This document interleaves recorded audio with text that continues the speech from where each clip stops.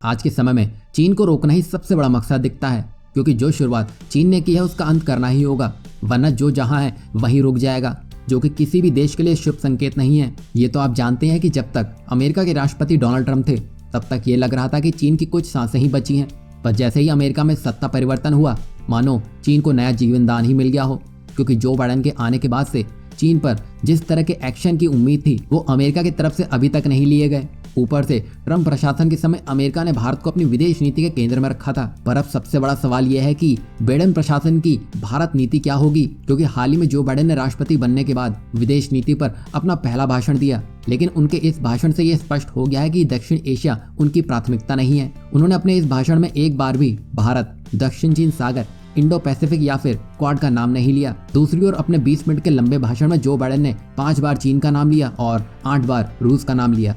इससे समझा जा सकता है कि भारत को अब एक नई टीम की जरूरत है, जो जरूरत पड़ने पर चीन के साथ साथ अमेरिका को भी तगड़ा जवाब दे सके।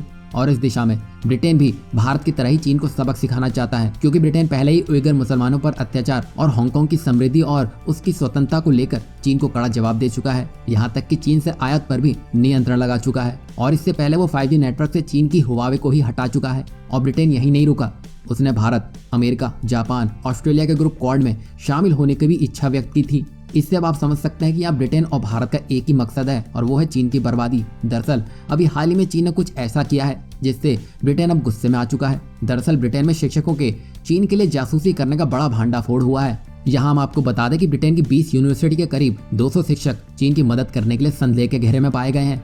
अब इन शिक्षकों के जेल जाने का खतरा मंडराने लगा है। यहाँ खुफिया अधिकारी इस बात की जांच कर रहे हैं कि कहीं इन शिक्षकों ने धोखे से चीन को व्यापक विनाश के हथियार बनाने में मदद तो नहीं की। ब्रिटेन की बोरिस जॉनसन सरकार उन शिक्षाविदों को इन्फोर्समेंट नोटिस भेजने की तैयारी कर रही थी, जिस पर विमान, मिसाइल डिजाइन और साइबर हथियार जैसी उन्नत सैन्य टेक्नोलॉजी को ट्रांसफर करने का संदेह है। अब यहाँ पर ब्रिटेन ने यह साफ कह दिया है कि चीन को रोकना अगली बड़ी लड़ाई है, जिसको हमें जीतना ही होगा। अब ऐसा लग रहा है कि नरेंद्र मोदी के बाद अब बोरिस जॉनसन सबसे बड़े चीन विरोधी नेता बनकर सामने आए हैं, जिन्होंने चीन के खिलाफ किसी भी प्रकार से ढिलाई नहीं बरती है।